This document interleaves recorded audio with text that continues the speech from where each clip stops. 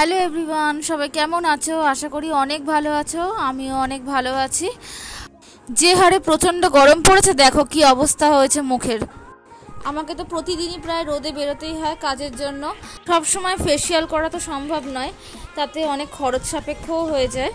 আর প্রতিদিন রোদে বেরোতে বেরোতে মুখের ট্যান পড়ে যায়। তো সামান্য ঘরোয়া কিছু উপকরণ দিয়ে ভাবলাম মুখের ট্যানটা তুলি।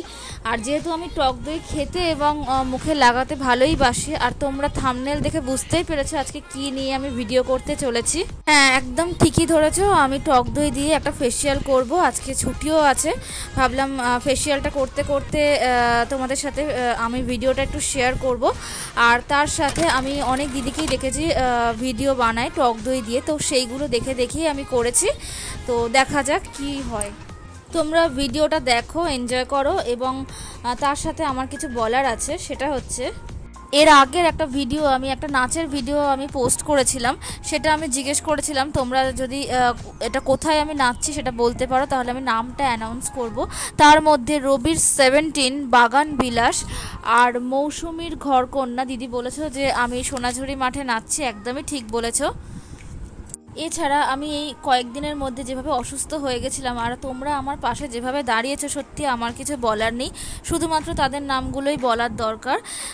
আমি বলতে চাই Hare Krishna blog, Priyanka, Aparna daily blog, home cook Kabita, Bangladeshi blogger Kamru Nahar, Prakash Kumar Saha, Soma Roy, অবশ্যই Namrata Chakraborty, Jhumu lifestyle blog, Lily's lifestyle blog, Soma Roy, Tapasi Mondal দিদি, শ্রুতি গল্প, রবির 17 বাগান বিলাস, গোল্ডেন গ্লিস stories, recipe with Sumaiya, T star agro, Riya blog, মৌসুমীর ঘরকন্যা আর সাদিয়া আফরিন। তোমরা এইভাবে আমাকে সাপোর্ট করো দিদি, অবশ্যই আমিও তোমাদের সাপোর্ট করব। পাশে থেকো এইভাবেই এবং আমাকে এগিয়ে নিয়ে যেতে সাহায্য করো। যাই হোক, এবারে আসা যাক ভিডিওতে।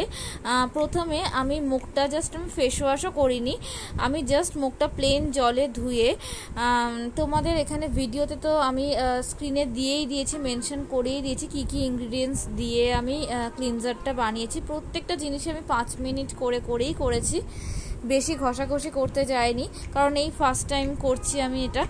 জানি না স্কিনে কতটা কি প্রবলেম হবে না হবে, সেই জন্য আমি 5 মিনিট করেই এই প্রত্যেকটা পদ্ধতিগুলো করেছি। আর স্ক্রাবিংয়ের সময় অনেককেই দেখেছি চালের গুঁড়ো, চিনির গুঁড়ো এইসব দেয়, তো ওগুলো অনেক বেশি আমার কাছে মনে হয় হার্শ, আমার স্কিন অনেক সেন্সিটিভ, কেটেও যেতে পারে। তাই প্লেন আমি কফি দিয়েছি। চালের গুঁড়ো যদি যার যার প্রয়োজন পড়বে বা যেই দিদিদের চালের গুঁড়ো শ্যুট করবে, তারা তোমরা দিয়ে নিতে পারো। আমার কাছে সবথেকে ফেসিয়ালের বেস্ট পার্ট লাগে এই মাসাজটা, কারণ আমি মাসাজ করতে ভীষণ পছন্দ করি। বেসিক্যালি তো ফেসিয়ালের নিয়ম হচ্ছে 10 থেকে 15 মিনিট মাসাজ করতেই হয়, কিন্তু আমি এখানে 5 মিনিটই মাসাজ করেছি। আমি তো সেরকম মাসাজের টেকনিক জানি না, তাই আপওয়ার্ডস মাসাজ করেছি নিচ থেকে।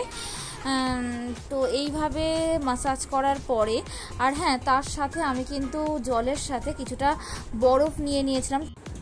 আর হ্যাঁ, তার সাথে আরেকটা ইম্পর্টেন্ট কথা বলি, সেটা হচ্ছে স্ক্রাবিংয়ের পর তোমরা পোর্সটাকে ওপেন করার জন্য কিন্তু স্টিম নিয়ে নিতে পারো, 5 মিনিট বা 2-3 মিনিট স্টিম নিয়ে নিতে পারো। যেহেতু আমার ওপেন পোর্সের প্রবলেম আছে, তাই আমি স্টিম নিইনি এবং ভিডিওতেও সেটা দেখাতে পারিনি, কারণ স্ট্রিক্টলি বারণ করাই আছে আমার স্কিনে যেন কোনো রকম গরম ব্যাপার না নিই। কিন্তু তোমরা কিন্তু প্রবলেম যদি না থাকে তাহলে স্টিম নিয়ে নিতে পারো, তাতে ম্যাসাজের কাজটাও খুব ভালো হবে এবং ক্রিমটা ভেতরে কিন্তু ঢুকবে। আমি তো প্লেন একটা রুমাল নিয়ে নিয়েছিলাম, সেটা দিয়ে আমি মুছেছি। যার কাছে যেটা থাকবে সেটা দিয়েই মুছবে, কেউ স্পঞ্জ দিয়েও মুছতে পারো। তো এখন দেখো আমার অনেকটা নিজেকে অনেক ফ্রেশ ফিল হচ্ছে, তো তোমরাও কাইন্ডলি এই ফেসিয়ালটা করতে পারো। এরপর ঠান্ডা ঠান্ডা টক দই মুখে প্যাক হিসেবে লাগানোর পালা।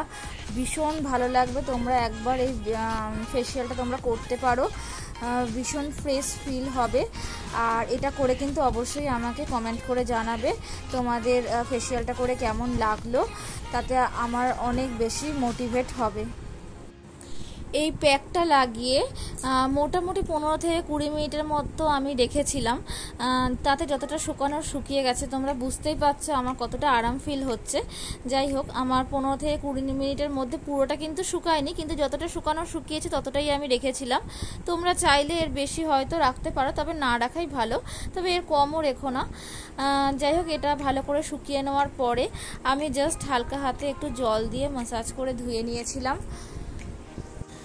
আর একটা কথা, তোমরা তো আমার পাশে থাকো, আমি সেটা জানি, তাও আর একবার একটু মনে করিয়ে দিলাম। প্লিজ ভিডিওটা যদি তোমাদের ভালো লেগে থাকে তাহলে অবশ্যই লাইক করো, কমেন্ট করো এবং সাথে সাবস্ক্রাইবটাও করো। যারা নতুন আছো তারা সাবস্ক্রাইব করার সাথে সাথে বেল আইকনটা প্রেস করে দিও, যাতে আমার কোনো ভিডিও যদি নতুন হয়ে থাকে তাহলে সবার আগে কিন্তু তোমাদের কাছেই পৌঁছে যাবে।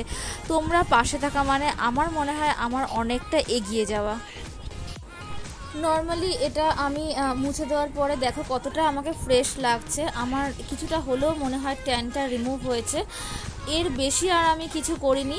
আমার কাছে জোভিজের টোনার ছিল, সেটা দিয়ে মুখে একটু হালকা হাতে দেওয়ার পরে জাস্ট একটা নর্মাল ময়শ্চারাইজার যার যেটা আছে সেটাই দিয়ে দিও, যাতে স্কিনটা, যেহেতু বেসন ছিল একটু টান টান ধরছিল, তাই ময়শ্চারাইজার দিয়ে একটু স্প্রেড করে দিল, ব্যাস তাতেই হবে। তাতেই আমার মনে হয় অনেকটা ট্যান উঠে যাবে।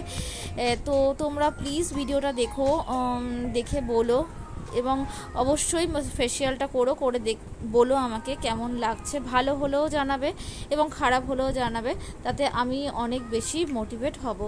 তো দেখো কতটা আমার পরিষ্কার হয়ে গেছে এখন মুখটা। তো তোমাদেরকে এটাও একটু দেখাতে চাই, জলটার কি অবস্থা একবার দেখে নাও তোমরা নিজেই। ততক্ষণের জন্য বাই বাই, সবাই ভালো থেকো, সুস্থ থেকো। আর হ্যাঁ, পরের ভিডিওর জন্য কিন্তু অপেক্ষা করো।